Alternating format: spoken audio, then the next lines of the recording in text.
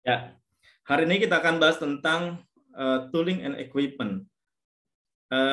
Tooling and equipment ini bicara tentang peralatan dan perlengkapan yang akan digunakan dalam kegiatan proses produksi. Minggu yang lalu kita sudah membahas tentang R&D, di mana R&D itu bicara tentang fondasi awal lah, ibaratnya. Apa yang harus dilakukan ketika kita akan melakukan proses produksi.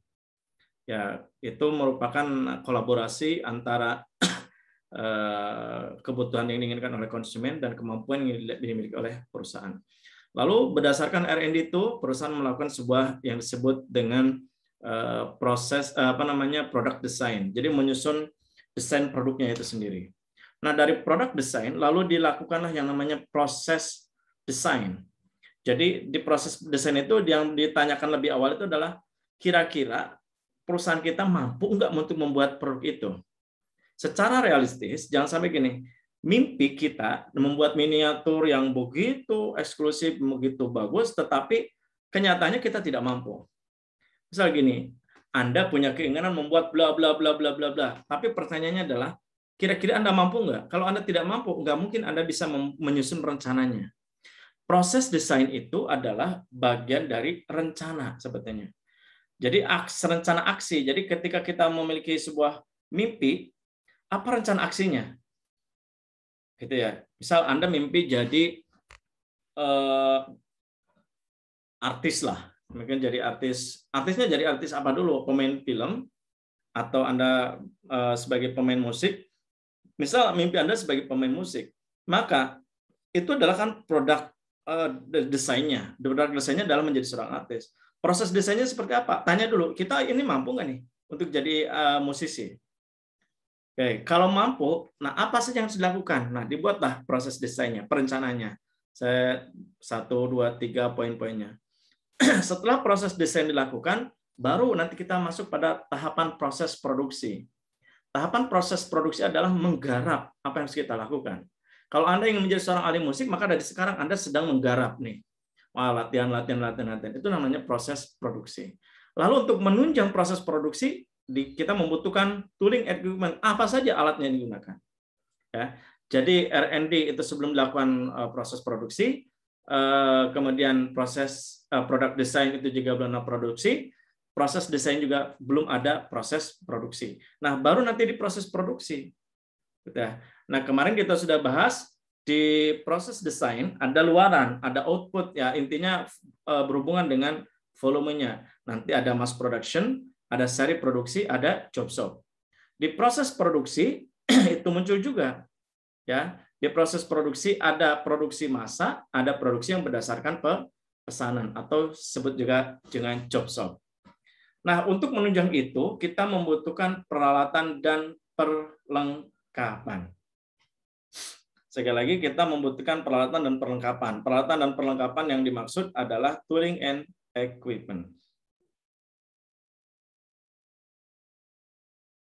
Oke. Apa itu tooling and equipment?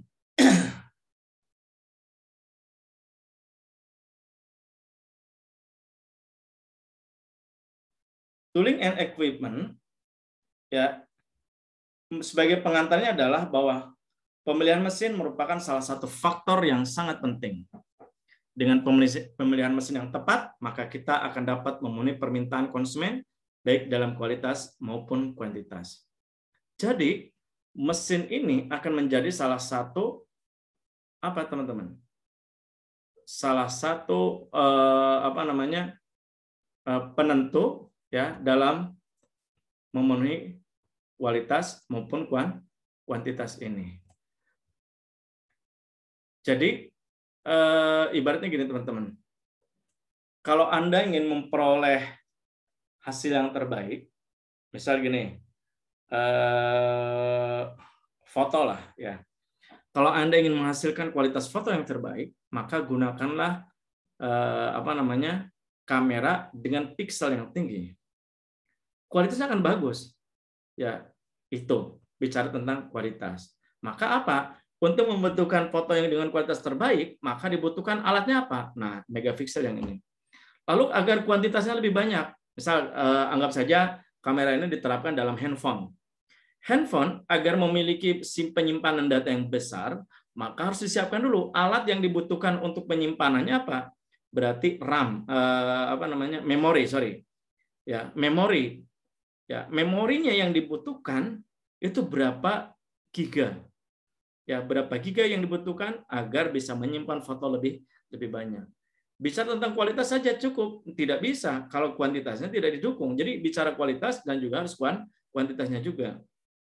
Ya, kalau untuk penyimpanan itu. Tapi apakah yang dikedepankan, misal Anda gini, saya hanya mengedepankan kualitas, kuantitas tidak perlu, bisa. Ya, tidak perlu banyak yang dibuat, yang penting kualitas bagus, silakan. Masalah kualitas mah gampang, yang penting kuantitas, monggo. Ya, tukang gorengan itu dia tidak terlalu mementing, ya mohon maaf ya, tidak semua tukang gorengan mementingkan kualitas, tapi kuantitas, murah tapi banyak. Tapi yang bagus adalah kualitasnya ya bagus, tapi kuantitasnya banyak. Wah, itu lebih berbahasa. Ya, misal tukang gorengan, ya dia gorengannya bersih, enak rasanya. Itu tentunya kalau ingin gorengannya enak bersih harus menggunakan apa? Wajan yang bersih, minyak yang bagus. Wajan itu adalah peralatan. Agar kuantitasnya lebih banyak, ya belilah wajan yang lebih besar. Kan gitu. Itu tidak hanya mengejar kualitas, tetapi kuantitasnya. Oke.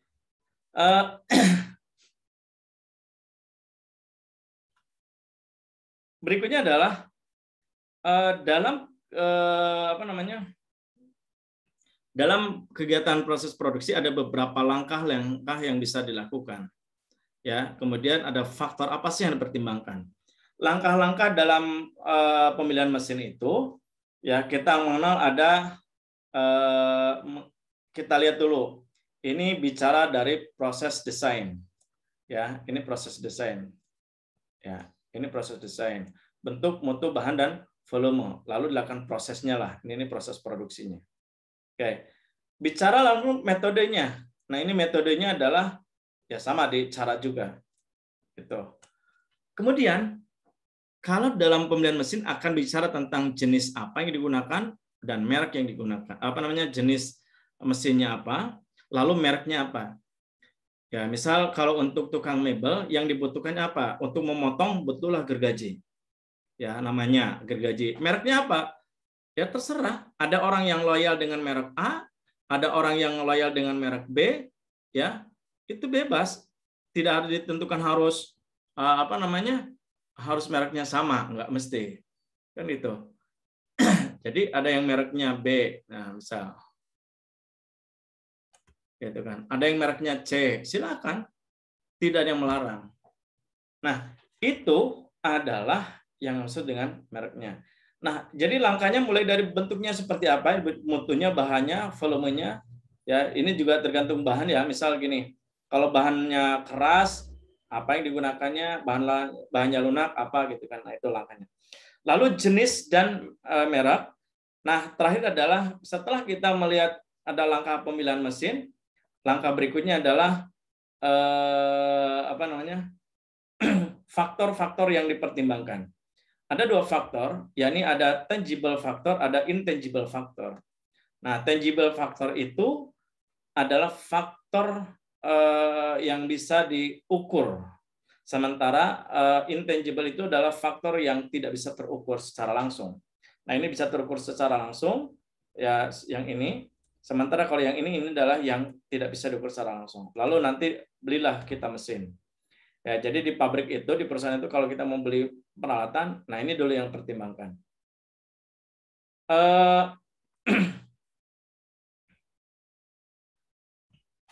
Apa saja yang dimaksud dengan faktor yang dapat diukur? Yang pertama ada yang disebut dengan faktor secara teknik. Lalu yang kedua adalah faktor dari segi biaya. Secara teknik itu bicaranya adalah tentang kemampuan atau kapasitas mesin. Jadi berapa volume yang mampu dihasilkan oleh perusahaan itu namanya kapasitas mesinnya. Ya, jadi misal gini, kita mau beli blender, berapa literkah yang akan kita pakai? Atau kapasitas mesin juga bicara tentang jam operasi, ya kalau kita beli handphone, berapa ribu jam handphone itu bisa digunakan, setelah sekian jam itu pasti akan mati. Itu namanya kapasitas mesin. Lalu keserbagunaannya. Nah, buat apa aja? Misal kalau beli gergaji bisa motong, bisa dipakai untuk belah, ya bisa potong kayu yang basah dan sebagainya. Nah, itu keserbagunaan. Umur mesin, nah usia, spare part adalah ketersediaan bahan-bahan apabila terjadi kerusakan, itu namanya spare part. Berikut juga dengan harganya. Lalu hubungan dengan mesin lain. Maksudnya gini, bisa nggak mesin ini digunakan berbarengan dengan mesin yang ada? Ya, atau misal gini, bisa nggak menggunakan ini? Kalau ketika mesin yang kita miliki ini rusak, bisa nggak itu untuk proses penggantian spare part-nya, ya itu bisa menggunakan dari produk perusahaan lain. Itu namanya hubungan dengan mesin lain. Itu secara teknis. Jadi bicara tentang secara teknik itu bicara tentang tahapannya lah, ibaratnya bicara tentang secara teknis mesin itu. Lalu bicara secara ekonomi, ini bicara tentang dari masalah ini berkaitan dengan biaya sebetulnya. Ya, satu dari harga mesin, efisiensinya, ya apakah boros atau hemat, biaya operasi, biaya pemeliharaan, penyusutan, dan pajak. Biaya penyusutan itu sering dihitung dalam akuntansi, ada yang namanya akumulasi penyusutan. Nah, akumulasi penyusutan itu, ya, akumulasi penyusutan bisa dilakukan, ya, bisa diakumulasi penyusutan itu bisa dilakukan ketika di setiap bulan, bisa setiap tahun, kan ada laporan penyusutan peralatan perlengkapan. Itu di laporan itu tercatat dan akan mengurangi harta kita. Makanya uangnya itu kemana? Disimpan. Ya, jadi ketika terjadi kerusakan, maka uang yang disimpan itu dikeluarkan dan dibelanjakan. Ya, makanya ada disebut dengan biaya penyusutan. Nah, itu nanti Anda bisa banyak belajarlah dengan di laporan keuangan. Lalu kalau yang intangible factor, intangible itu terdiri dari kebisingan. Ya, ini kan tidak bisa diukur. So, wah bising, kamu segimana sih bisingnya, kan nggak bisa diukur. Keselamatan kerja. Nah, jadi kalau kita memberi mesin itu aman enggak digunakan oleh karyawan kita, ya. Kemudian tingkat polusinya seperti apa, limbah yang dikeluarkan. Nah, ini adalah faktor-faktor intangible atau yang tidak dapat diukur. Dalam pemilihan mesin kita mengenal ada dua jenis mesin, ya, ada special purpose, ada general purpose. Mungkin sebagai proses pengulangan saja, di proses produksi, ya, di proses produksi kita mengenal ada istilahnya, kalau jenis kan ada continuous, ada intermittent, dan ada project. Nah, bedanya di sini, apa yang digunakan di continuous dan intermittent itu, di continuous dan job shop, ya, itu perbedaannya di sini teman-teman. Mesin yang digunakannya, ya, mesin yang digunakan dalam penggunaan untuk mass production itu biasanya mesin yang digunakan adalah menggunakan special purpose. Ini spesial, ya, spesial. Sementara kalau ini menggunakan general purpose. Itu bedanya. Ya. Sementara untuk kegiatan proyek itu ada yang spesial dan ada yang menggunakan general. Tapi umumnya ini menggunakan general. Misal untuk bikin jembatan, gedung, ya. Kalau menggunakan alat untuk membuat kalau orang ini sendok, ya, sendok buat adukan, itu sama, mau bikin gedung sama, bikin jembatan sama. Kan gitu. Kapal, misal penggunaan palu di kapal dengan penggunaan di gunung, ya sama-sama saja. Nah itu, ya. Itu secara filosofi, ya. Jadi kalau Anda bertanya kaitannya apa, nah di sebelah sana. Kemudian ini juga dibahas di ini dibahas juga di proses desain. Di proses desain ini, ya, ini muncul ada volume. Nah, di sini volume di sini yang munculnya adalah apa coba teman-teman? Ada job order, seri produksi dan mass produksi. Ini nanti menggunakan alatnya apa? Kan gitu. Ya, jadi dari proses produksi, proses desain, proses produksi dan tooling and equipment itu saling berkaitan. Nah, kaitannya dari sebelah mana? Nah, tadi yang sudah saya sebutkan. Ya, gitu.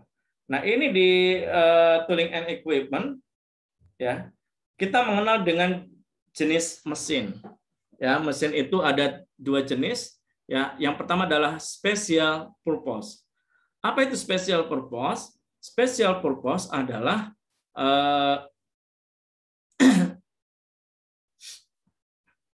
mesin yang hanya dapat digunakan untuk mengerjakan satu jenis produk atau bagian produk tersebut, sehingga digunakan oleh perusahaan yang mass produksi. Ciri-cirinya kapasitas relatif tinggi. Yang maksud dengan kapasitas itu adalah kemampuan menghasilkan produk, ya. Jadi luarannya, outputnya. Jadi mesin itu ketika digunakan, outputnya bisa besar. Sambil contoh saja, misal mesin yang digunakan untuk di percetakan, ya itu kan besar sekali. Nah, jadi sekali cetak, ya kalau digunakan dengan menggunakan mesin itu, dalam 1 detik itu bisa mengeluarkan 1 atau 2 cetakan dalam 1 waktu, set gitu ya. Jadi dalam 1 detik itu 1 tak dia mengeluarkan tek gitu ya. Jadi dua ini dalam 1 jam itu bisa jadi ribuan yang dihasilkan. Ya, jadi tinggal 60 dikali 60 ya 1.200-an. Ya, jadi dalam 1 jam itu bisa lebih dari itu sebetulnya. Ya, bahkan untuk mengerjakan cetakan 10.000 itu tidak biasanya hanya butuh waktu 1 jaman kalau nggak salah. Ya, itulah special purpose mesin. Ada juga misal gini, mesin yang digunakan untuk pembuatan air mineral kemasan, ya, AMDK, air minum dalam kemasan. Kalau Anda untuk perusahaan yang memproduksi air minum kemasan gelas misal, itu sekali waktu ya dalam 1 hari itu dia bisa menghasilkan outputnya ribuan. Ya, jadi ribuan barang yang dihasilkan dengan menggunakan mesin itu. Beda dengan dilakukan secara manual. Ya. Yang dilakukan secara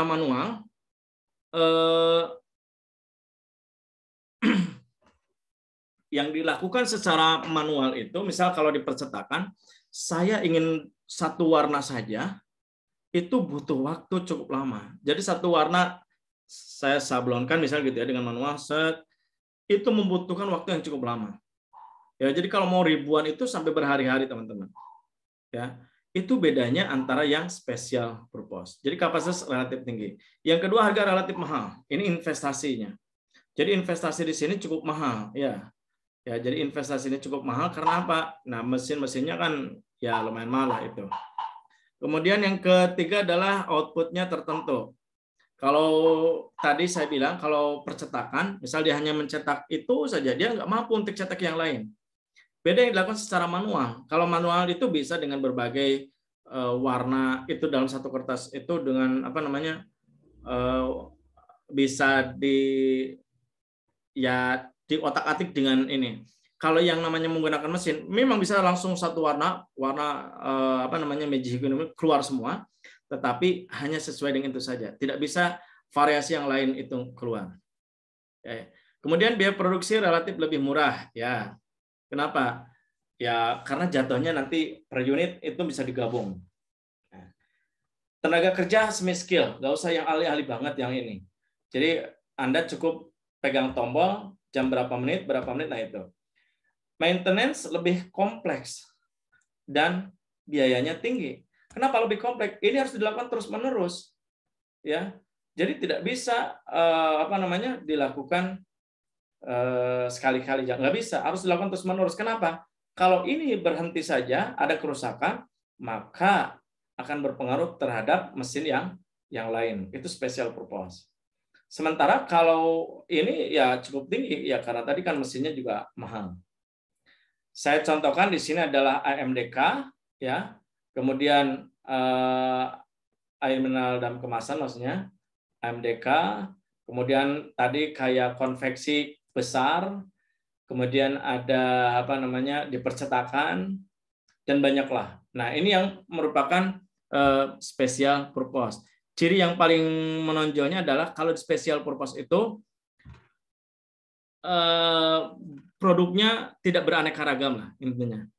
Jadi jenisnya hanya tertentu, sedikit, tetapi luarannya yang banyak. Maksudnya outputnya atau kapasitasnya banyak, tapi jenis outputnya sedikit. Jadi kalau di perusahaan misal di Aqua itu hanya menghasilkan Aqua kemasan gelas, botol dengan beberapa tipe, misal ada 5 tipe yang dikeluarkan, ya udah itu aja, nggak bisa nambah lagi 6, 7, 8. Kenapa? Ya mesinnya beda-beda. Yang untuk kemasan gelas dengan kemasan botol beda. Botol A dengan botol B ukurannya dengan ukuran berbeda pasti beda juga.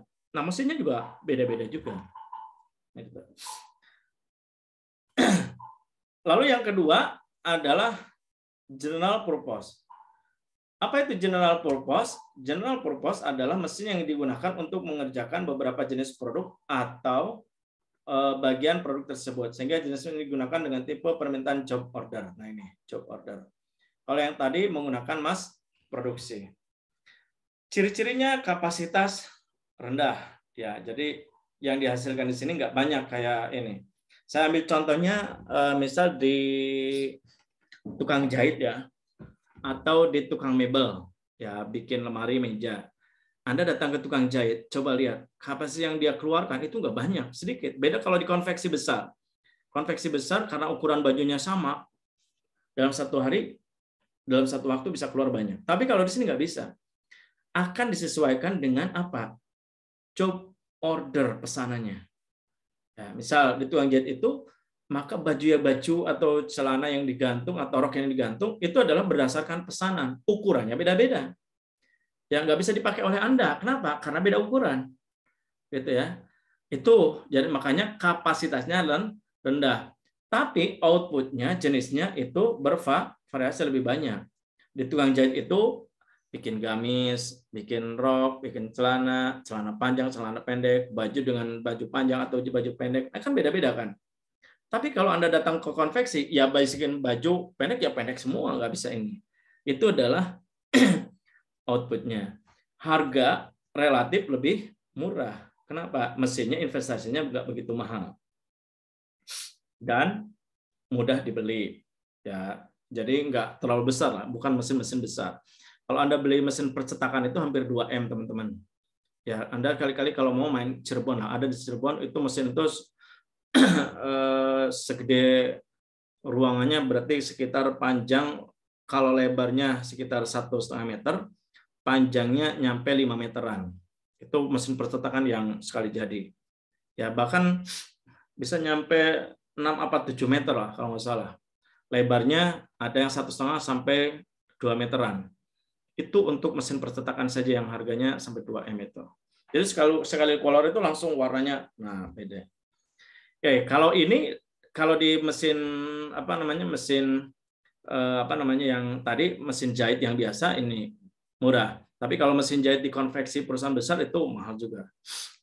Tenaga kerja harus terampil. Kenapa? Yang dibutuhkan di sini adalah kemampuan skill ini. Jadi di general purpose bedanya dengan spesial itu seperti itu. Jadi kalau di special purpose mah orang nggak usah ahli-ahli, hanya pegang tombol saja. Tapi di sini harus betul-betul ahli. Inspeksi banyak, maintenance ya, maintenance-nya rendah dan mudah. Gitu. Jadi maintenance-nya ya karena perawatannya tidak terus-menerus gitu ya. Kadang-kala gini, kalau mesin ini yang satu rusak, ya misal mesin potongnya rusak, maka ya bisa dilanjut dulu dengan yang lainnya atau bisa dilakukan secara manual. Ya gitu kan, misal untuk obrasnya rusak, ya udah dijahit dulu kan gitu. Nah, itu maintenance-nya cost rendah dan mudah. Tapi ini biaya produksinya menjadi mahal. Jadi kalau Anda beli baju, kok beli baju ya, saya di mall itu lebih murah ya, dengan jenis yang sama, ukurannya sama. Kalau Anda jahit sendiri ke tukang jahit, pasti lebih mahal. Ya iyalah, kenapa? Karena di mall itu dibuatnya dengan skala menggunakan special purpose. Jadi secara di outputnya besar sekaligus, makanya harganya murah. Tapi kalau di tukang jahit Anda bikin masing-masing, maka biayanya akan jatuhnya lebih mahal. Ya, itulah terkait dengan mesin yang digunakan pada pemilihan tooling and equipment. Ya, jadi sekali lagi yang diperhitungkan adalah faktor langkah-langkahnya, kemudian faktor-faktor yang dipertimbangkan, tangible apa intangible. Lalu ketika Anda mau beli mesin, mesinnya adalah mesin yang spesial apa yang general. Oke, ada yang tanyakan?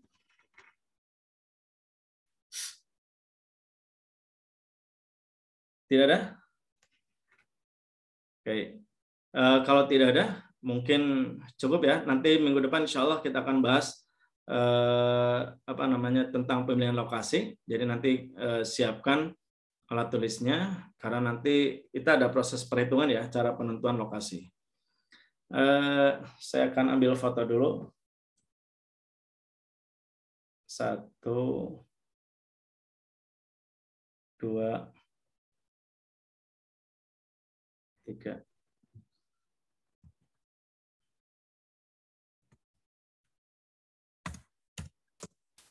Sekali lagi, 1, 2. Kemudian halaman kedua. Halaman kedua, 1, 2, 3.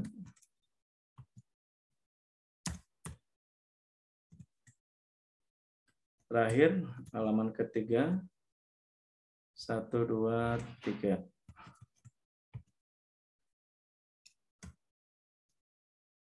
Oke, teman-teman semua, saya rasa cukup untuk pertemuan hari ini. Nanti kita akan sambung lagi di minggu depan. Terima kasih Anda sudah mengikuti kuliah ini. Selamat beristirahat. Assalamualaikum warahmatullahi wabarakatuh. Waalaikumsalam warahmatullahi wabarakatuh. Waalaikumsalam warahmatullahi wabarakatuh.